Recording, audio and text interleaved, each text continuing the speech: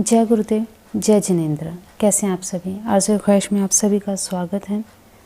देखिए, अभी तक जितनी भी वीडियोस मैं आपके लिए लेके आई हूँ उनसे आपने ज़रूर कुछ ना कुछ सीखा ही होगा। तो आज की जो वीडियो है उसमें भी कुछ ऐसी जानकारियाँ हैं जो आरज़ू ख्वाहिश के कुछ मेंबर्स हैं जिनको नहीं पता है। जिनको मालूम है वो इस वीडियो को इग्नोर करें और जिनको नहीं मालूम वो वीडियो को एंड तक देखें, ठीक है। तो बहुत ही महत्वपूर्ण चीज़ें आज बताने जाऊंगी दीपक से रिलेटेड।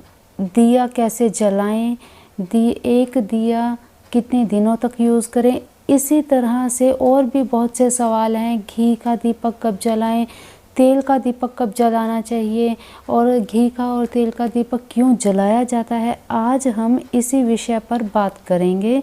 तो वीडियो के एंड तक बने रहिएगा, क्योंकि कुछ चीज़ें ऐसी होती हैं, वो छोटी छोटी चीज़ें होती हैं जो वीडियो में बताई जाती हैं, लेकिन वीडियो पूरी ना देखने के कारण आप उन चीज़ों को स्किप कर देते हैं और फिर आपके मन में सवाल जो कि त्यों ही बने रहते हैं। तो वीडियो को पूरी देखा करें। तो चलिए आज का वीडियो शुरू करते हैं बिना समय गवाए। देखिए, गुरुजी ने उपाय बताए हैं दिया को लेकर, दीपक को लेकर, कि तेल का दीपक जलाना है, और कुछ उपाय इस तरह के बताए हैं जिनसे मानसिक शांति, रोगों से मुक्ति मिलती है। और इसी तरह के अब उन्हीं दियों को, जैसे 21 दिन का दिया जलाने के लिए गुरुजी ने बताया है, ठीक है। तो उसको किस तरह से करना है, क्या करना है, और वही सारी चीज़ें आपकी इस एक वीडियो में क्लियर हो जाएंगी, ठीक है।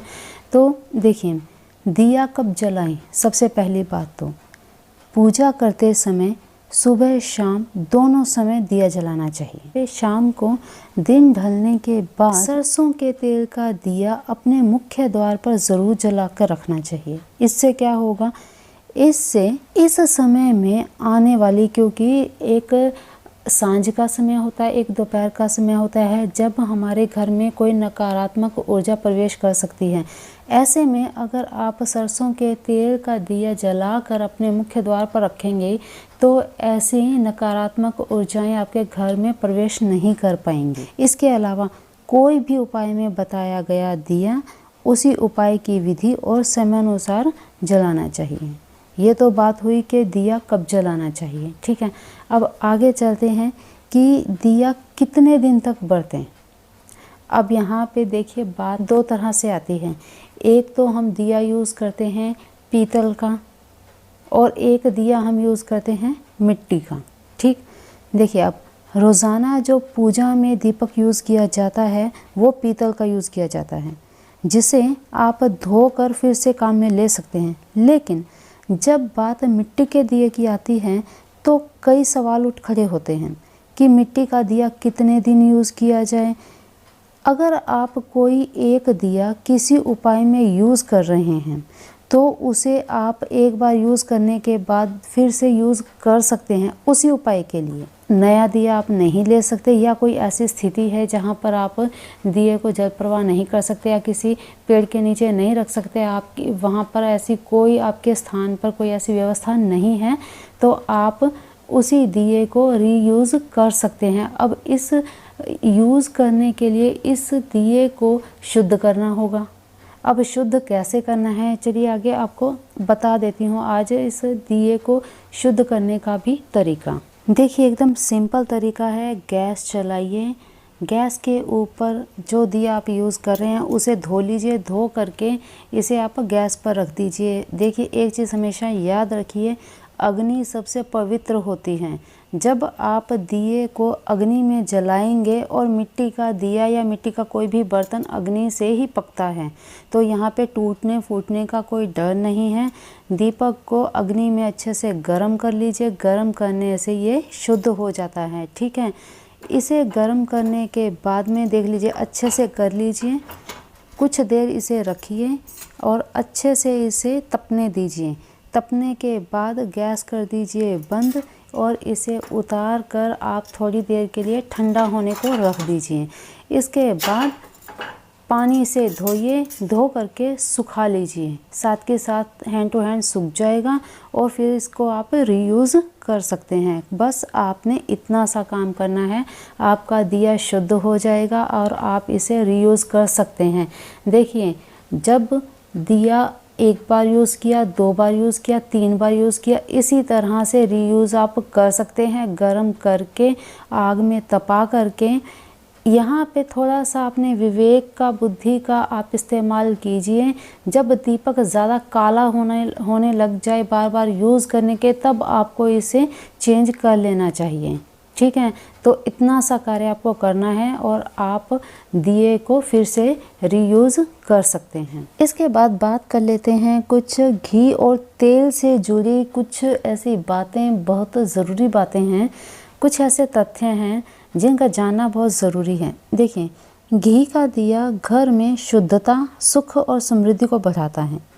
घी का दिया हमेशा माँ भगवती, शिवजी, विष्णु जी को बहुत ही ज़्यादा जल्दी प्रसन्न करता है। इसलिए शास्त्रों में भी घी का दीपक जलाना ही सात्विक बताया गया है, क्योंकि घी का दीपक जलाने से सात्विक तरंगें उत्पन्न होती हैं, जो हमारे घर के वातावरण को भी शुद्ध और सात्विक बनाते हैं। ठीक है, इसलिए घी के दिए करने का विधान बताया गया है। हर तरह के त्यौहार में, हर तरह की पूजा में, नवरात्रि में, दीपावली के, हम जब लक्ष्मी माँ का पूजन करते हैं तब भी हम घी का दिया ही जलाते हैं। अलग से तेल का दिया जलाते हैं हम अमावस की वजह से। ठीक है, ये चीज़ हमेशा ध्यान रखिए। अब बात करते हैं तेल के दिए की। तेल के दिए का क्या विधान है, क्यों तेल का दिया जलाया जाता है? तेल का दिया अक्सर कलह क्लेश मिटाने, कोई तांत्रिक क्रिया करने या ऐसी तांत्रिक क्रियाओं से छुटकारा पाने के लिए किया जाता है। इसलिए हनुमान जी को तिल चमेली के तेल का दिया किया जाता है और भैरव जी को और साथ में शनिदेव जी को सरसों के तेल का दिया किया जाता है। यहाँ एक बात और बता दूं कि माँ काली को भी सरसों के तेल का दिया ही करने का विधान है। क्यों? क्योंकि माँ काली, भैरव जी, शनिदेव, इन सब देवी देवताओं को प्रसन्न करने के लिए इन दियों का उपयोग किया जाता है, ताकि हमारे घर से कलह क्लेश, कोई किए कराए तांत्रिक उपाय, नज़र दोष आदि को दूर करके हमारी रक्षा ये देवी देवता करते रहें। फिर इन सभी बुरी नज़र, बुरी चीज़ों का कोई असर हमारे घर पर, हमारे परिवार पर नहीं रहता। ठीक, अब इसके बाद बात आती है कि कौन सा दिया कब जलाया जाए। देखिए, घी का दिया अक्सर नवरात्रि, देवी पूजन और डेली के पूजन में किया जाता है। इसके अलावा भगवान विष्णु, माँ लक्ष्मी को भी घी के दिए का ही पूजन करने का विधान है। हवन यज्ञ में भी देसी घी का ही इस्तेमाल होता है।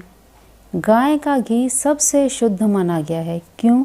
इसलिए कि गाय में करोड़ों देवी देवताओं का वास है और इसी वजह से धन प्राप्ति, व्यवसाय में बढ़ोतरी, सुख समृद्धि वाले सभी उपाय और देवी देवताओं को प्रसन्न करने वाले सभी उपायों में घी के दिए का ही उपयोग करना चाहिए।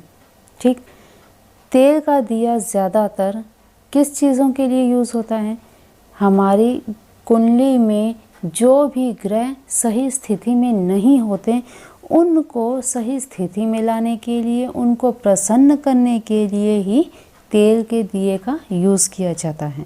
ठीक, देखिए, खासकर नज़र दोष, जादू टोनों से बचने के लिए हर घर में तेल के दिए अमावस को जलाने का विधान है। अलग अलग ग्रहों और अलग अलग कार्यों की पूर्ति, सफलता के लिए अलग अलग तेल का यूज़ किया जाता है। जैसे तिल के तेल का दीपक शनिवार को अगर पीपल तले करते रहें तो इससे क्या होता है, रोगों से मुक्ति मिलती है। लगातार अगर आप इसे 41 दिन लगातार करते रहेंगे तो हर तरह के असाध्य रोगों से मुक्ति मिलती है। ऐसे ही घर में अगर हनुमान जी के आगे तिल और चमेली के तेल का दीपक किया जाए तो हर तरह की मनोकामना पूरी होती है। नियम से हर मंगलवार और शनिवार दीपक करने से शुभ फलों की प्राप्ति होती है। इसी तरह जिनकी कुंडली में शनि ग्रह की स्थिति सही ना हो, उन्हें शनि देव को प्रसन्न करने के लिए शनिवार को सरसों के तेल में अपनी छाया देखकर डाकोत को देना चाहिए।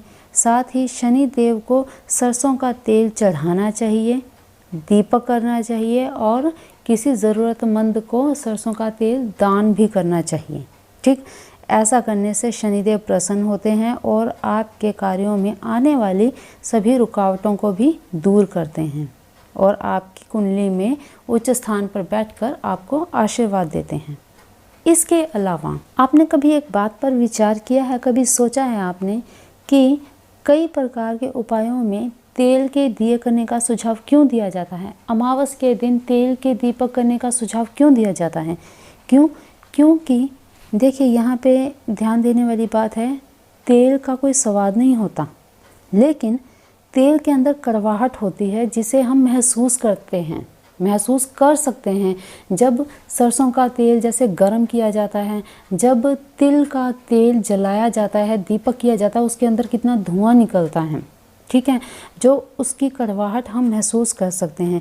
तो इस चीज़ से आप अंदाज़ा लगा सकते हैं कि तेल की जो कड़वाहट है वो हमारे वातावरण में फैलती है और जैसे लोहा लोहे को काटता है, उसी तरह से इस तेल की कड़वाहट हमारे आसपास के वातावरण में किसी भी प्रकार की नकारात्मक ऊर्जा अगर होती है तो वो उसे ख़त्म कर देता है।